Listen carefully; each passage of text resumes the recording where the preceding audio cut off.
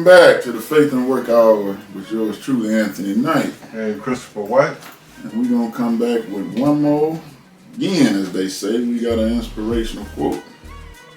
I'm trying to top the one I did last week. I don't know if I'm going to be able to do that, though. I'm going to give it my best shot.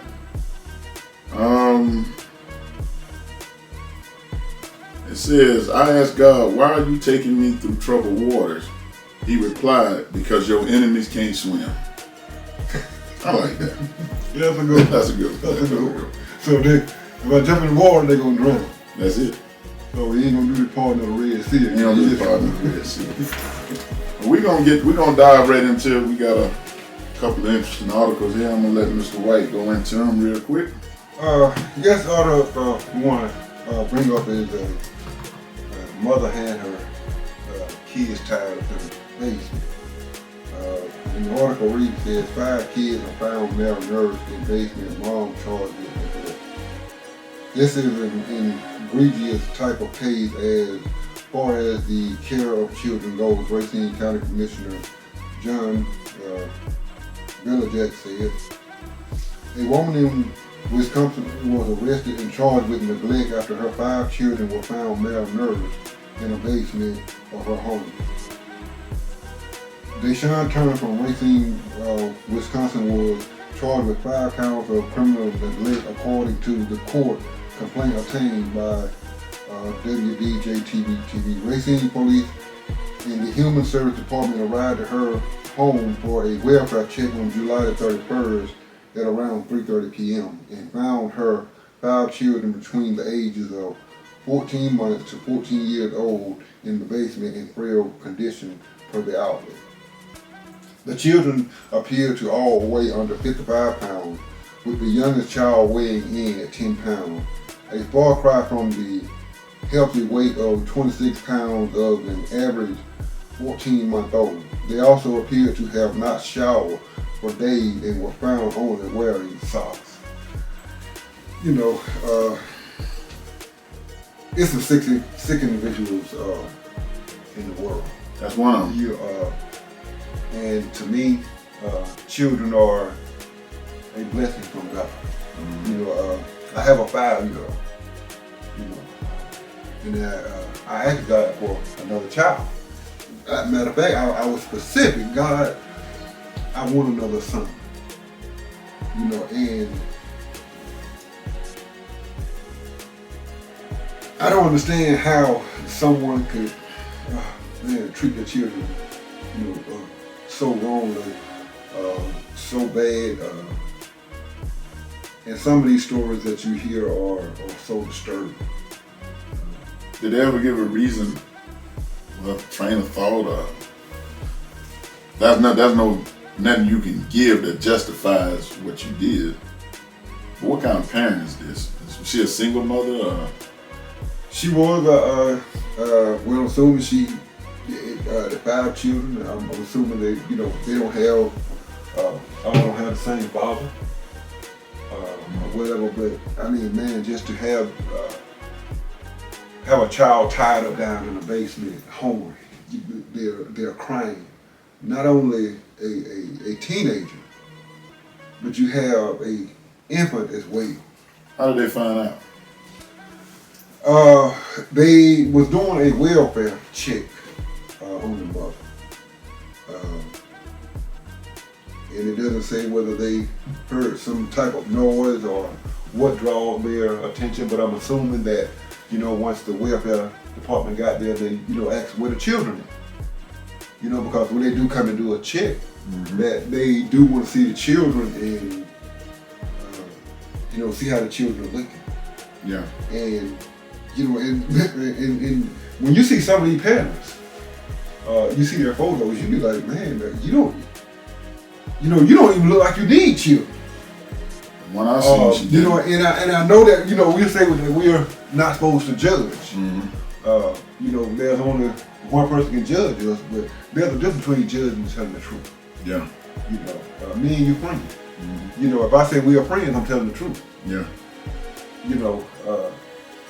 What would go through a woman's, and not just women, men, I don't care if you do anything to a child, what would go through your head to make you think that's all right. There's nothing that she did that warrants to say that was acceptable.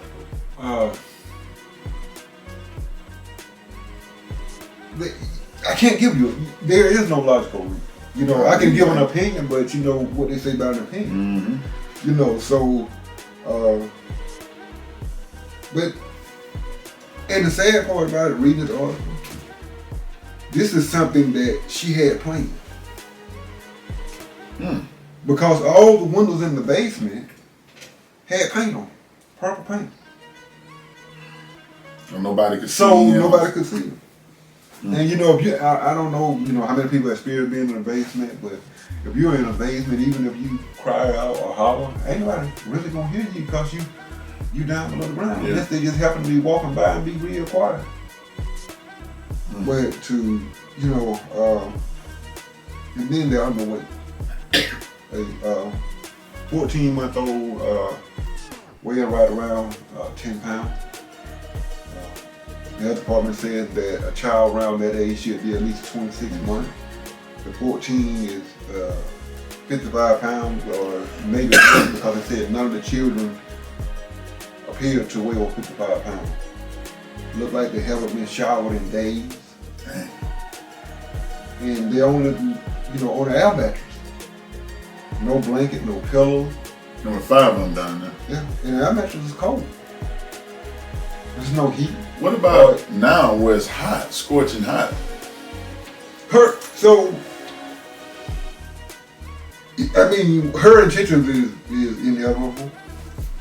She's trying to kill him. She's killing her children. And it make it so bad, she's doing it in a slow, painful way. They're having hunger pains, you know, thirsty, just the infant crying and the trauma that's being pulled on the other children, you know, just from hearing each other cry, hearing your brother or your sisters cry, and there's nothing you can do. I just wonder, when I heard about that, I would just wonder what is going through her mind, and what could she possibly be thinking about to make her think this was. You know, some people say she needs mental. She needs mental evaluation. She needs some help. She don't need no help because you plotted this out. Yes, sir. So you knew what you was doing. Can I use the passenger side for a minute? I can say I understand. You know, yeah, a single mother when they have a kid. You know. You're dealing with screams, you're dealing with cries, you're dealing with different type of sickness, and I know it alters life a lot. Mm-hmm. But that's a choice you make to have those children. Even when I come home and get my son, yeah, those things I want to do, but anytime he called me and said, "Hey, Dad, can you come pick me up?" Whatever plan I had before, it's going out the window. Because I know he needs that attention, that love, and that care. Well, don't they know that somebody had to take care of her? Yes. Was that thought about it? Was that in the scenario? Yes. And to me, from the article, okay, now I'm gonna hold the welfare accountability, because before you got out there and check, it says that that the Racine police said that that in the criminal complaint that several welfare checks had been called into to check on the children. So how did they miss them? Did they not go? Did they say they went? They just didn't. And not only that, here's one of the children's father used to call and ask to see his son. What was stopping him from going over there? That's a good question. But he was saying that, he would say that, "Can I have my son? Where are you?" And he would say he would get ignored. And he shares a 7-year-old son with Turner at the hearing. That's what the father. Well, why didn't you take the welfare? Go to the welfare people. Go over there with them and check on them then. Well, because as a lot of fathers we don't know our rights. Yeah. I've had to deal with the court system on far as dealing with my son. For the dad, you have just as much rights as the mother does. There is, if you and someone has a child together, you have every right to that child as the mother do, because unless you go through the courts, there is no custody. You have same equal rights. You can, if your child is in school, as long as you go to that school and can prove that you're that child's father, you have the right to pick that child up. Even if you're not on child support, you want to see your child, or you're not paying your child, you cannot be stopped from seeing that child. Well, I'm wondering with him is, when did he come out and say he did that?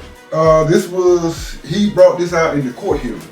After all this is After all this had what documentation before the court hearing, and what effort did you do to go to see your kid, or go and get him before that? Yeah, I mean, even I ain't saying he didn't, but why? If I want something bad enough, I go over there, and if you don't let me in, I'm coming back with some more people. You know what? Because I'm coming unglued. And I mean, you see me how I'm with my son. Yeah. You know, so I'm one of those dads. I'm at the school checking on my child. Mm-hmm. If he's in school, guess what I want to know about it. So did they not go to school? I guess this is this time. You know, it's still summertime. Summertime. Okay. So you know. So what was she doing the whole time? Evidently, the way her photo was looking. You know what bothers me with a lot of these situations I hear, and this not go for every woman or every man, but you have to put your kids first before you put a man or a woman. And a lot of incidents I see, and we done seen them, that they, like the woman in South Carolina that killed her kids drowned them because her boyfriend didn't want no kids. Yeah, she should have. Come on, really? She should have had some cement and put her feet down in a foot tub. Well, with a dead boat tied around her ankle. I mean her knee. I want to know, what did he tell you to convince you of that? And why did you not leave him? Right. You took him over your kids. You know, like I said, I have a 5-year-old son. Guess what? I'm a single father. I'm single. But guess what? Everybody's not coming around my son. You know, if I date somebody, you're not coming around. I just can't bring you into his life like that. You know, but for a parent to take that and, man, to mistreat children like that, you know, It tells a lot about that individual, that she would go to those, you would go to that degree. That shows hatred. Because if you can't say you loved him and did that to him, that's hatred. You tried to kill him intentionally. I can get in trouble with that conversation there, because sometimes, I'm gonna tell you this right here. Love is a funny, different thing, because I can love you that I can't be without you, or, you know, I've been in situations that I've loved someone, but it's best to let go. You know, depths of love, and I, you know, sometimes I wonder, is it that bad that she knew that she couldn't provide for a decent life, or that services out there. Yeah, it is, and your kids are not asked to be here. That's true. You brought them here. That's true. And when my mama took care of me until I was up to the point I take care of myself. And you know, and if she's dealing with social workers, and evidently if she's had called out to her home before, somewhere in there, even with the she coming in to see the social workers, there should be some evaluations of just your presence in front of me will tell me a lot. just the way you move, I ask you a question about your kids. Your answer, your response, it's certain things that lets you know something is wrong. She told you a lot about him when they found him in the basement. Yeah, but my thing is, why did there are other ones that came over there and found him? Well, it doesn't necessarily say that anyone showed up, but it said there were several calls to do an inspection of the home. Now, whether they went out and inspected, but then you look at it, if they was called out to the home, they never checked. Then this is the tragedy of someone not doing their job again. Yeah, but this time they caught it in time. It's caught, but now here's the trauma that those kids have. Well, it's a bigger problem. It's a bigger If problem. they go into a home, are they going to be separated? Yes, sir. Foster care, a lot of kids, families torn apart, and man, that's rough. I mean, I love my brothers and sisters. I love them to death. I try to give them at least a call just to check and see how they're doing, make sure the day is all right. But this is something that has been traumatized. Siblings have been traumatized by the one that was supposed to protect them. The one that gave them life, brought them in the world. Well, I'm gonna tell you that everybody, I say this all the time, everybody that drives is not a driver. Yes, sir. Everybody that have kids is not a parent.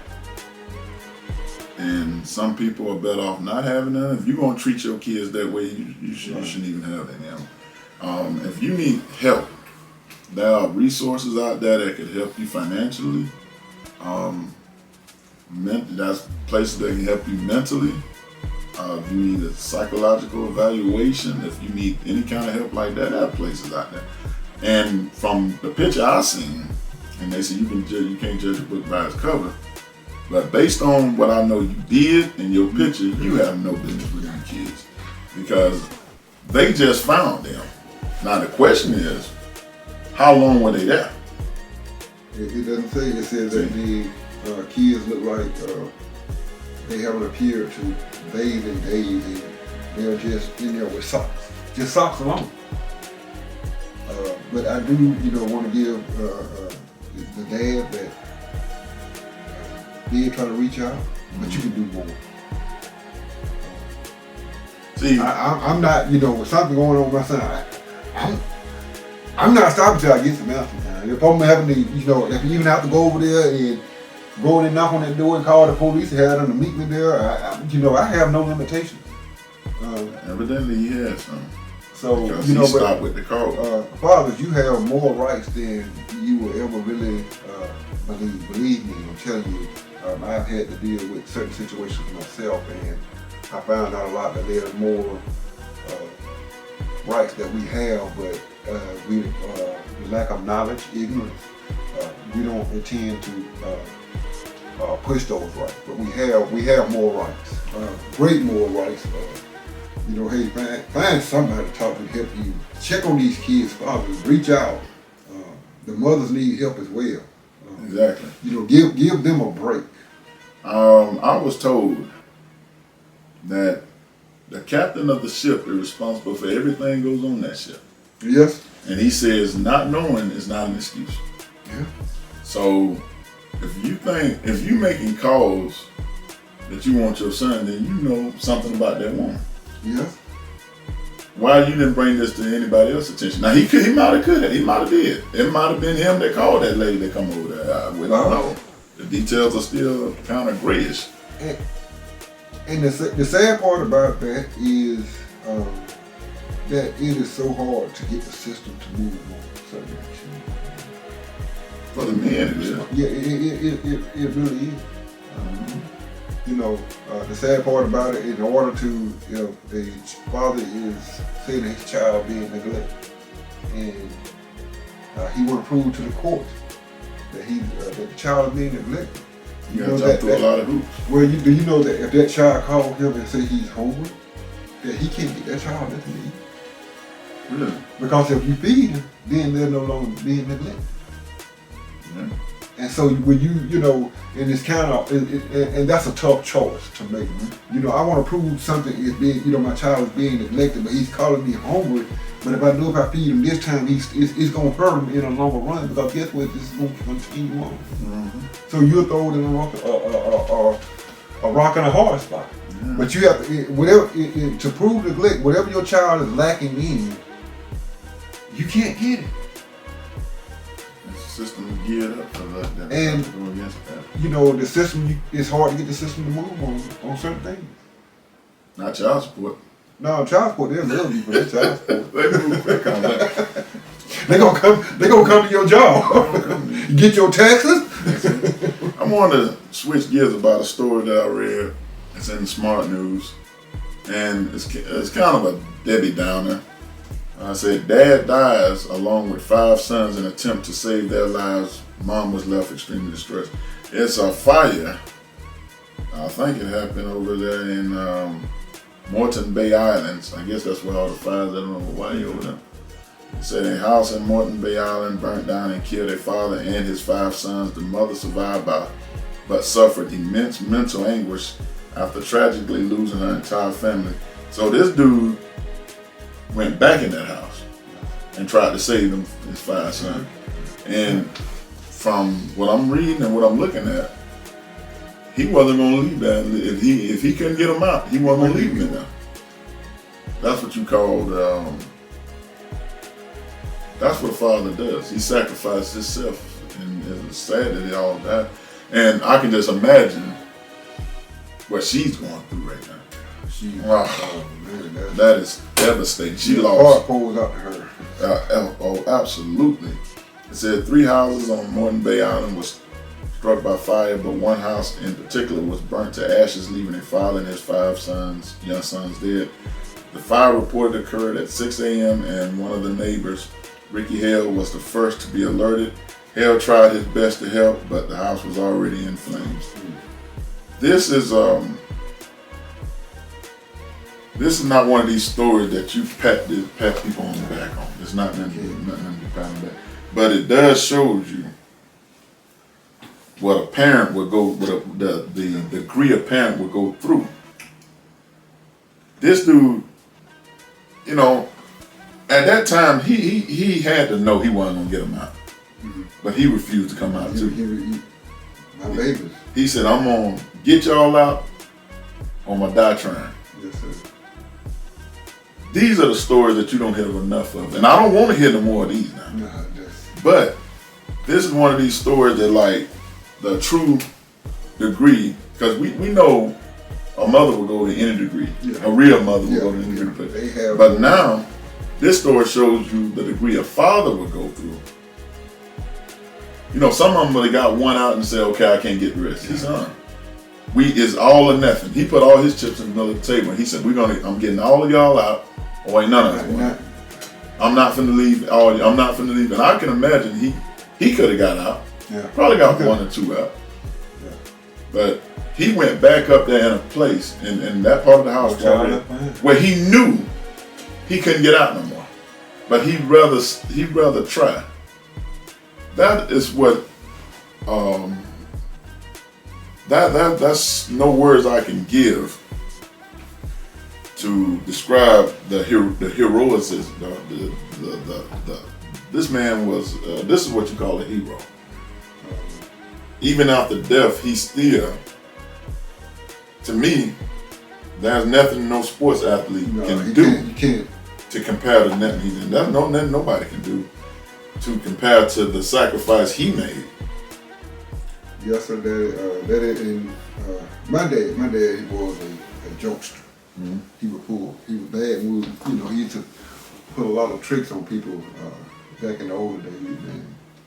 And he had a good friend of his that he would go and pull jokes on. And you know, back in the bad times, so he got a sheep. I know what it is. He got a sheet and ran up in there. The family was sitting down eating at the table. He got a sheet and ran up in the house. The man jumped up on the table, ran up and left his wife and kids. But that shows you where sacrifice. So after, he found out my dad and everything, he came back in the house and everything, he said, first thing his wife said, well, honey, you done jumped up and left me and the kid. But that was just, try to find nature, try to enlighten hearts. Yeah. We drove up there with a house fire. Man, one of the most tragic, it's tragic in your life. We grew up home house that some of the kids were born, we grew up in memories and everything. It takes a toll on your life, and even as today, you always change. Yeah. Totally, because you lost a lot. Matter of fact, the house that we had catch on fire, we was probably 9, 10. Everybody in the house. My brothers had went out to hang out one night and went to hang out, and we were all in the house sleeping. They just happened to come home early, and when they opened the door, the house was full of smoke. Mm-hmm. So they come through, waking everybody up. And the house just going up in flames. And so my sister Sophie, God bless you, blessed to be here. Mm-hmm. Because she actually got consumed in the house. Mm-hmm. Everybody, got out the house, so everybody where's Sophie? Yeah. And they run around looking for her, and the house is in flames, just gulped up in flames. My dad, he ran back around in the house. House gulped up in flames. He ran back in the house to get her. And one of my brothers, Ricky, he was searching for her too, and just helping to walk around the outside of the house and see her in a window. Yeah. And he'd see her in that one, it's a curtain, and so all he sees is a shadow in the window, and he just reach in and grab and snatch her out, and holler for my dad, come out of the house, and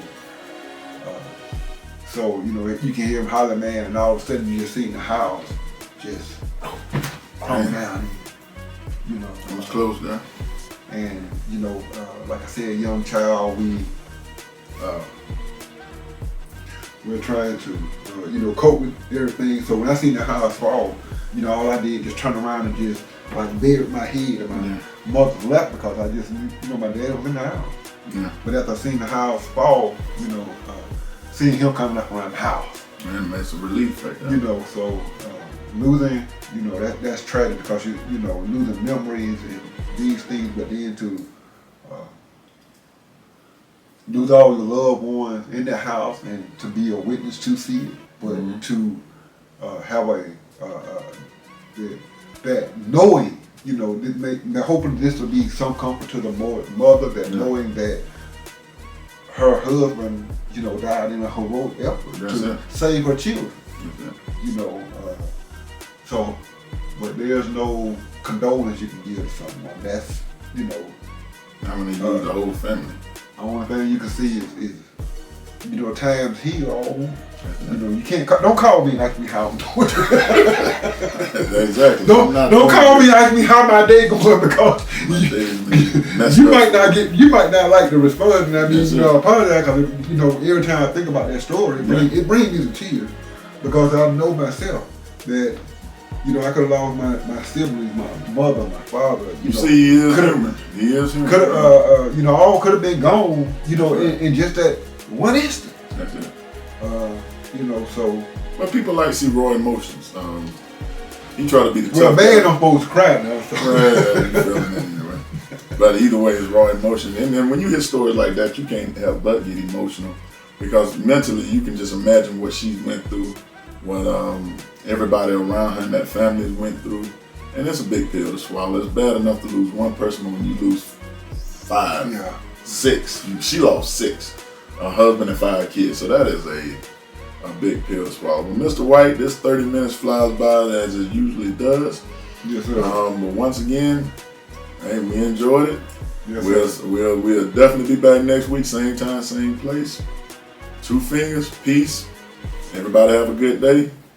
I'm out, Anthony Knight. Christopher White. We'll see you next week on the Faith and Work Hour.